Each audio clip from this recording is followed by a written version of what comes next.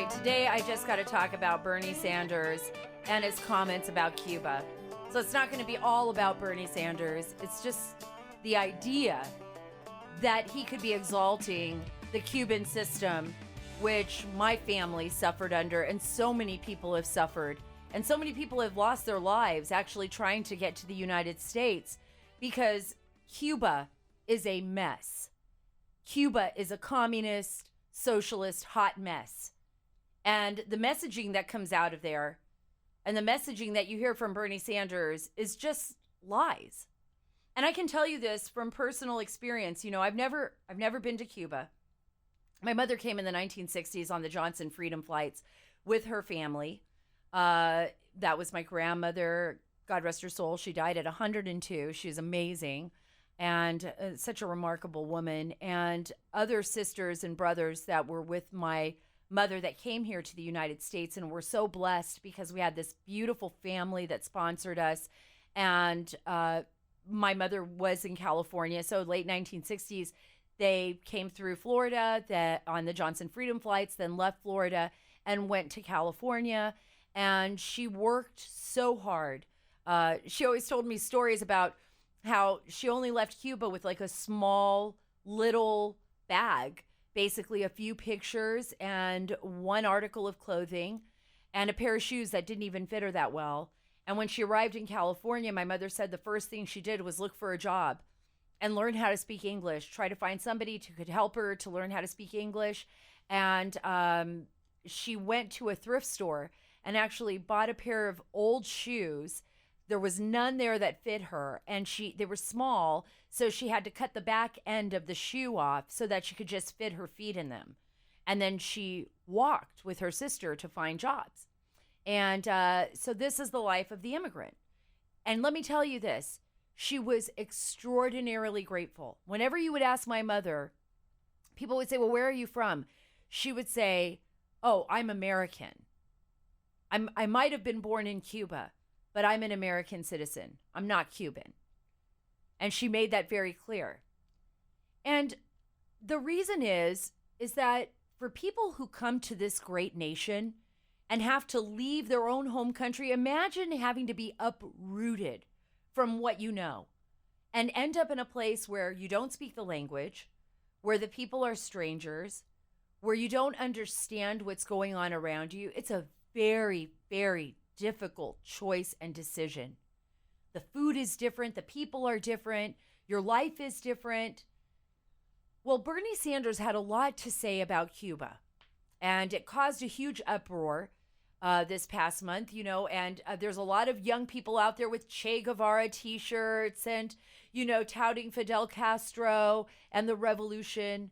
Well, the revolution destroyed so many lives and destroyed the beautiful island nation of Cuba. They were murderers. That's what they were.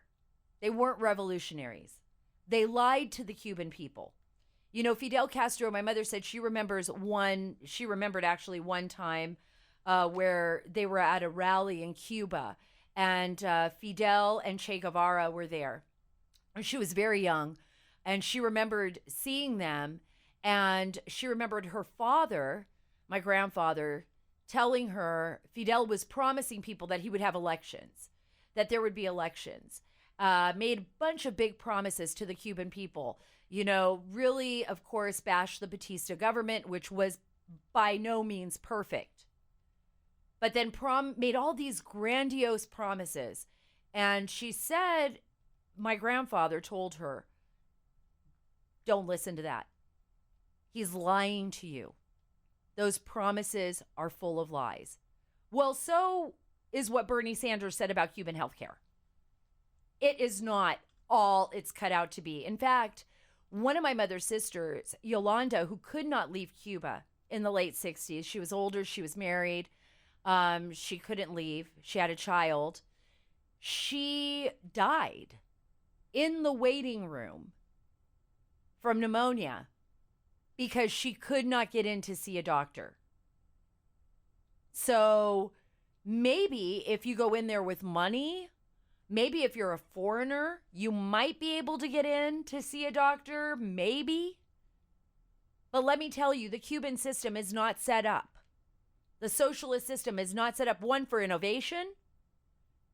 Doctors don't even feel the need half the time to even go to work. And many people are left in waiting rooms, just sitting there waiting for a doctor. But I wonder to myself, how did it happen? How is it that we live in this amazing nation where freedom, by the way, freedom is what's cool. There is nothing cool about somebody paying for everything, which you're paying for anyways because it comes out of your taxes. There is no such thing as Medicare for all and everybody's going to be fine and dandy, because we see what happened even with Obama, the Obama administration, the healthcare issues that we were dealing with when that all switched up. I mean, look at what the government runs. It runs a website. It's completely topsy-turvy. You can't even get that to work. But you're asking the government to now take charge of all of your health. And believe me, that's not going to work. You got to be able to have choice. And you have to be able to have innovation. And innovation comes with freedom. It comes with capitalism. It's being able to select doctors. It's doctors competing. It's pharmaceutical companies competing for the best products to help us, the American people. And just simply put, freedom is cool. Whoever walks around with a Che Guevara t-shirt and a Fidel Castro t-shirt or a Stalin shirt, or, they're trying to tout these systems of government that are communist or socialist. Just look at what happened to Venezuela. Look at what's happening to Cuba today.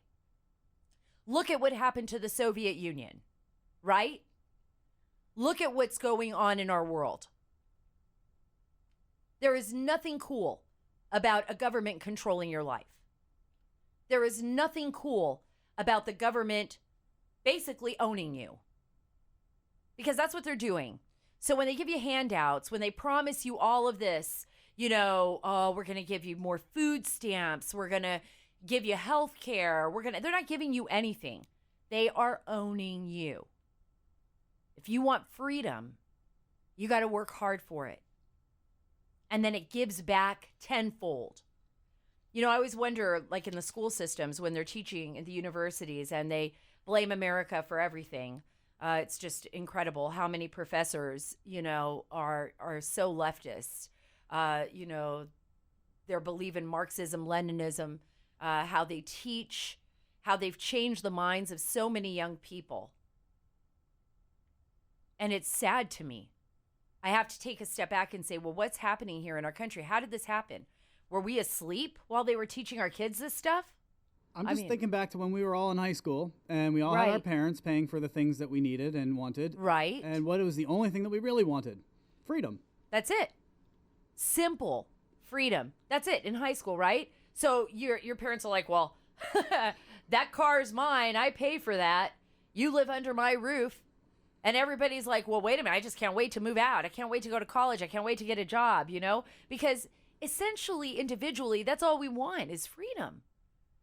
So why give that away? Why buy into this? And what happened where we're not talking about how great and amazing and cool freedom is, right? Where somebody like Bernie Sanders, granted, he would be an interesting conversation. I'm not saying that we shouldn't, sit down and talk. But where somebody like Bernie Sanders can surge in the Democratic Party the way he has. And the idea that there are so many young Americans that are basically falling for this. There is nothing cooler, America, than being free. Go to countries. I've traveled there. I would love for some of these young people, spend some time in China. Spend some time in Afghanistan. Live in countries that are under the thumb of oppressive regimes, like Saudi Arabia, where you can't even drive a car if you're a woman. Well, now the laws are changing a bit. Whatever. There's some reform, thank God. But when I was a young kid and I lived there, no woman would drive a car or a vehicle. And you couldn't speak out against the monarchy. God help you. You could lose your life. In Afghanistan, how many people have lost their lives. And this is about it. What about voting? What about voting? Why didn't we see as many young people as we should have seen on Super Tuesday go out and give their vote? People died for this. This is not just something that just showed up. Oh, we're living in a democracy. Great. People actually gave their lives in wars for this so that we could have this freedom to vote. In Afghanistan in 2014, women were actually losing their fingers when they voted. That's what the Taliban would do. What year was that? I'm sorry. In 2014 in Afghanistan. And even before, they would chop off a woman's finger to send a message. You're talking about 6 years ago? Yes. So this is what life is like for people in other countries. And when you think of oppressive regimes, when somebody tells you you cannot leave the country, that they will not grant you a passport to exit, imagine that. Imagine being stuck on an island like Cuba and not even having a job that you can make significant amount of money, that you could take care of your family, where you're trading and bartering everything on the black market, because that's what they do there, because there's no supplies or there's no food or they need medicine or the government of the Cuban government wouldn't let it in. And imagine not being able to leave. That would drive me crazy. That would drive me crazy. Yeah, but I got free healthcare, so I'm good. Free healthcare, exactly, right. I'd rather not have it. I'd rather not have it. I'd rather be free. That's what I'm willing to fight for. That's what our men and women have been willing to die for. That's what our nation stands for. It's a beacon of light, a symbol of freedom, a principle that we stand and live on. And I know today I'm just going to be me talking, because I believe those essential freedoms are so important. And I want to hear from you and what you think. What is happening in our country where the pendulum swings and our young people believe, for one reason or another, that there's something better than this? That somehow, if we change our system, if we become socialists, somehow it's going to be better for all of us. How is that even fair? They talk about fairness and everybody should have, it's a human right, it's this right, it's everything should be. It's not fair, you guys. It's not fair when a government holds you down, puts their thumb on you, and then owns you. There is nothing about that is right. And I'm going to tell you this.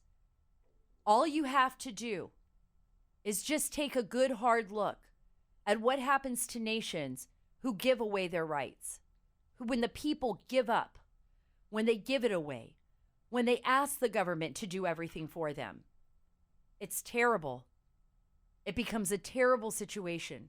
The society degenerates because it's about family, it's about freedom. That's what we stand on.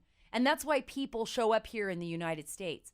And come November, we are going to have a choice to make. We have seen what President Trump can do. We've seen it over the last 4 years.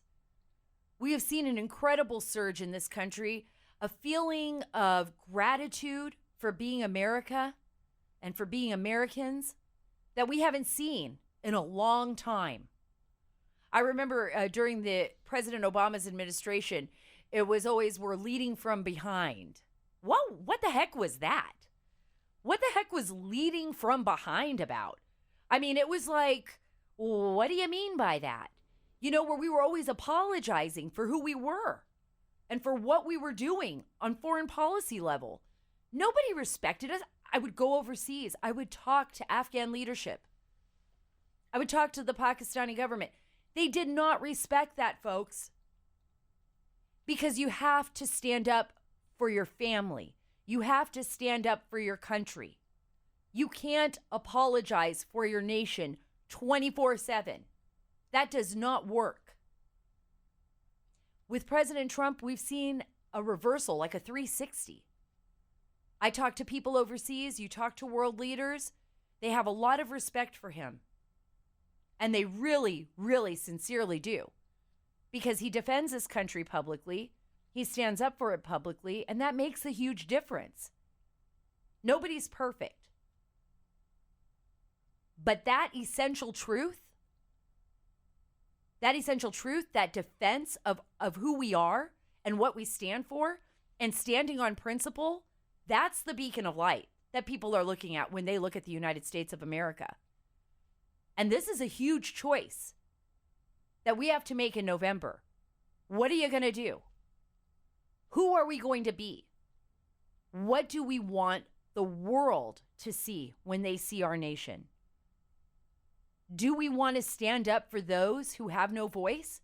Because believe me, the majority of the world does not live like us.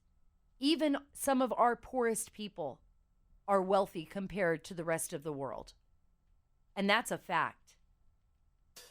And I just want you to think about it. I want to let you know that I appreciate everything you say, all of your comments at Sara Carter DC on Twitter, and that I'm listening to you. Please email me, send me your thoughts, let me know what you want me to look into, and read our latest stories at saraacarter.com. That's saraacarter.com. And remember, in November, don't waste your vote. Vote no matter which way you go. Vote. Please get out there and vote. It's the most important thing you can do, and it's what our country, mainly what our soldiers and our founding fathers have fought for and died for. Get out there and vote in November. We are taking the story back. God bless.